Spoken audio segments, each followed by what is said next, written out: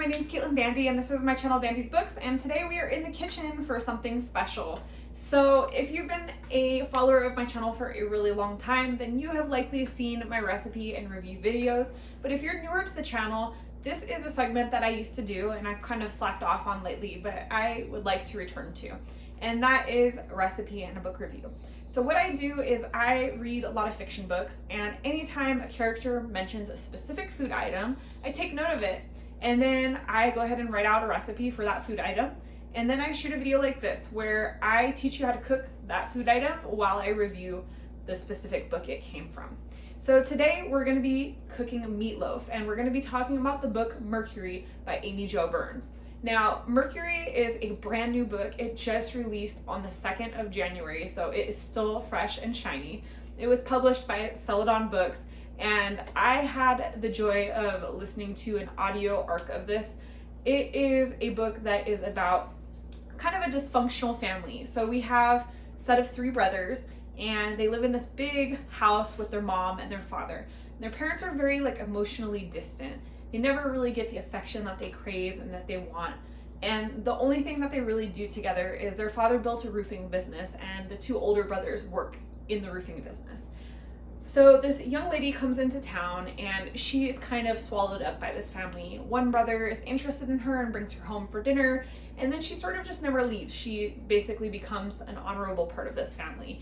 And we see the story sort of from her perspective and what it's like being around all of this dysfunction and chaos over the years. This covers a pretty large time period, and it's set in a small town, so you get kind of cozy small town vibes as you're reading it.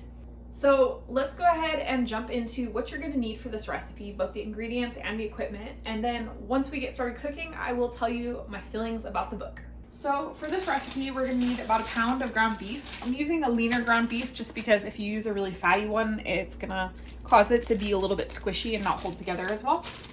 I have some garlic, a yellow onion, some sriracha, ketchup, black pepper, onion powder, smoked paprika, garlic powder, some salt, and we're going to need 1 egg. The equipment that you're going to need for this recipe is a cutting board and a knife, and then we have a little food processor. If you don't have a food processor, you could throw these couple ingredients into the blender, or if you don't have either option, you can hand chop them just really fine. And then we're going to need a mixing bowl and a bread tin. So we're going to put our meatloaf into the bread tin to bake. So we're just going to start by cutting up our yellow onion. We're actually only going to use half of this, so I'm just going to cut half away, and then we'll save the other half for another day. We're going to peel off our onion skin. This is one of my favorite weeknight meals because it's super easy to do. This doesn't take a whole lot of effort. We're just going to chop these into some chunks and throw them in our food processor there. And then the same thing with our garlic. We're going to take a couple pieces of garlic. I'm going to say maybe 3 little guys. And then we're just going to peel them and throw them into the blender as well, or into the food processor, and then we are going to process this into a fine puree. We have our onion and garlic in the food processor, half an onion, 3 cloves of garlic. We're just gonna blend this into a smooth puree.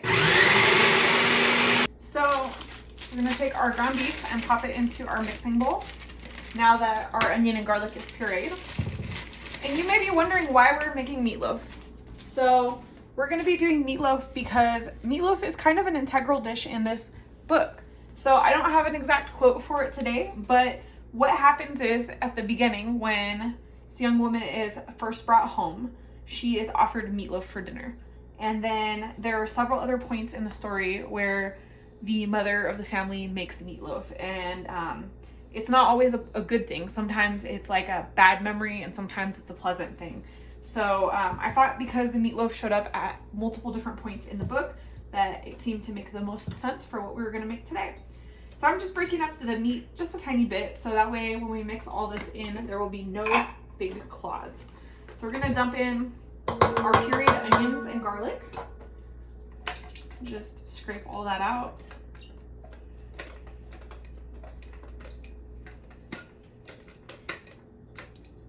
So we've got our onions and our meat. We're gonna add a couple squirts of ketchup, maybe about a 1/4 cup of ketchup in here. And then we're gonna add a tiny bit of Sriracha. This is kind of to your own personal preference. I'm not trying to make this like super spicy. I'm just trying to give it a little bit of tang. And then we're gonna add some black pepper, a little bit of garlic powder, maybe about a teaspoon. We're gonna put in some smoked paprika. If you don't have smoked paprika easily accessible to you, you could use regular paprika. I just like the smoked one because it adds a nice level of flavor, that smokiness. So we're gonna add about a teaspoon of this.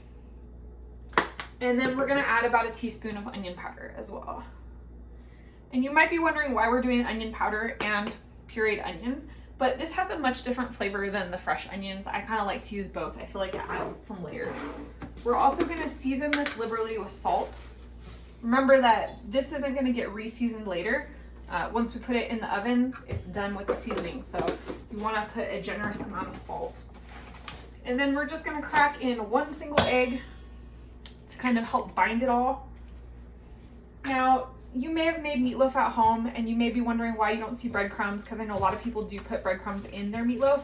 For me, it's just not my preference. I feel like it changes the texture. I kind of like it to just be solid meat. So we're just gonna take this all and mix it together until it's really, really thoroughly combined. Now, one of the big things is that you do not want to over mix your meatloaf. You can in fact do that. I did find that out the hard way one time. I used to work in a large commercial kitchen and we had to make meatloaf for about 400 people. And so we threw all the ingredients for the meatloaf into a large stand mixer, that makes huge, like 50-pound bats of bread. And we mixed the meat and all the ingredients. And it was the toughest meatloaf I've ever had in my entire life. And it's because the meat just got really overmixed. So basically you just want to mix this until everything is nice and combined. All the seasonings are distributed, and then you just want to leave it alone from there. So I am now gonna take our bread pan. This doesn't need to be greased. There should be enough fat in your meat for it to come out nicely. And we're just going to pack our little bit of meat into our pan. This pan is maybe just a tiny bit big for this meatloaf, but that's okay.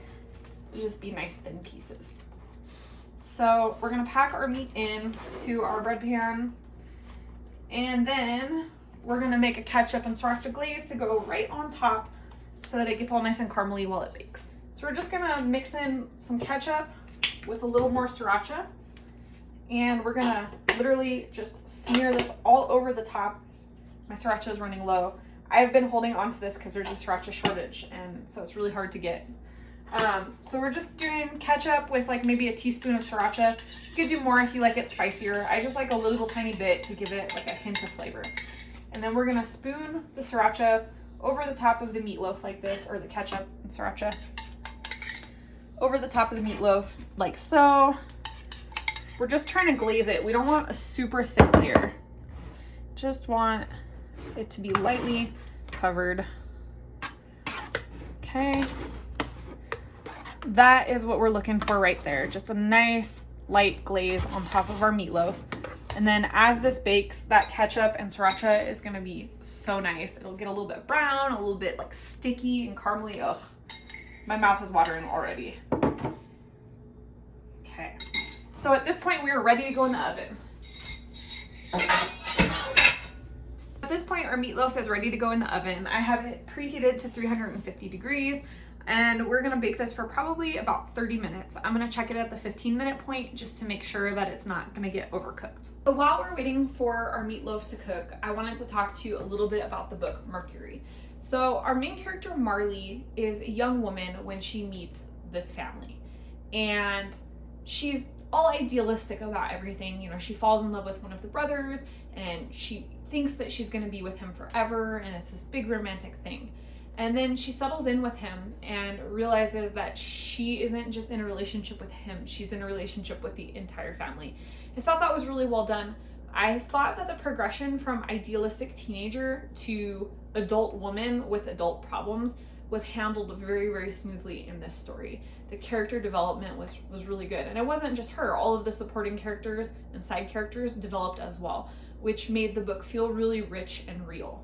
I also thought that the setting was done really well. This is a small town. Everybody knows everybody. Everybody's in everybody's business. The vibes were there. You really just had that feeling like you were a part of this little tight-knit community. I also thought that Burns's writing in this book was really well done. It was smooth. The pacing and timing of everything fit well. It was prosy, but not overly so. It wasn't purple or flowery, but it did really give you a good visual image of what was happening in each scene. I always say that for me, the best books are the ones where I can imagine myself in that scenario. I can smell, the ground after it rained, or I can smell the food cooking that the character's talking about, or I can hear the people next door fighting, when the setting is really, really thought through and descriptive.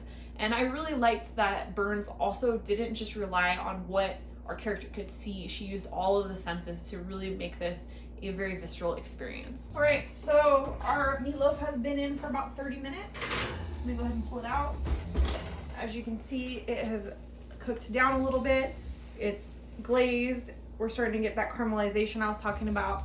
So we're gonna let this cool for just like 2 minutes, and then we're gonna slice it up because Oz and I are super hungry for dinner. So you can see our texture of our meatloaf. It held to cut. It's nice and dense, but it's not like all dry and gross, which is exactly what you want for a meatloaf. So I'm gonna try a little bite here, and then Oz is gonna try a bite too. While I had my meatloaf cooking, I whipped up some mashed potatoes, and we're gonna make a little side salad to go with it so we can eat dinner. But just so we can get that first bite reaction.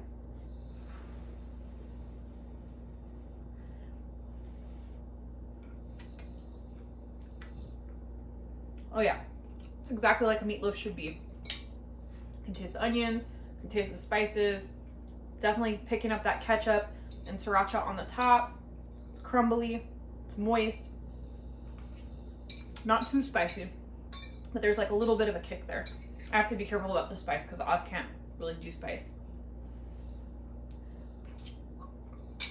This is solid.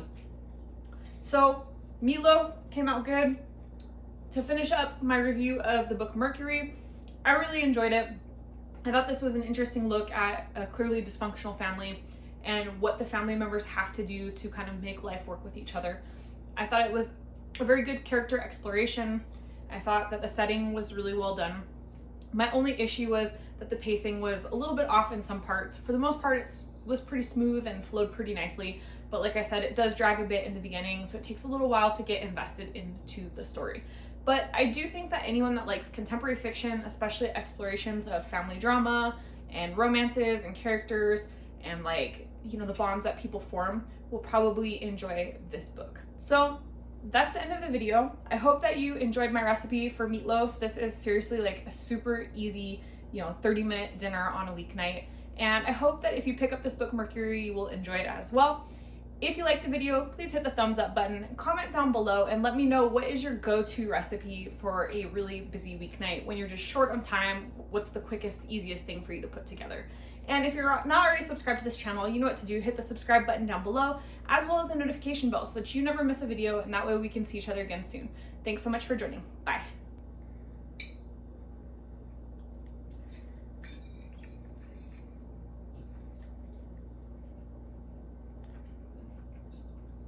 How is it?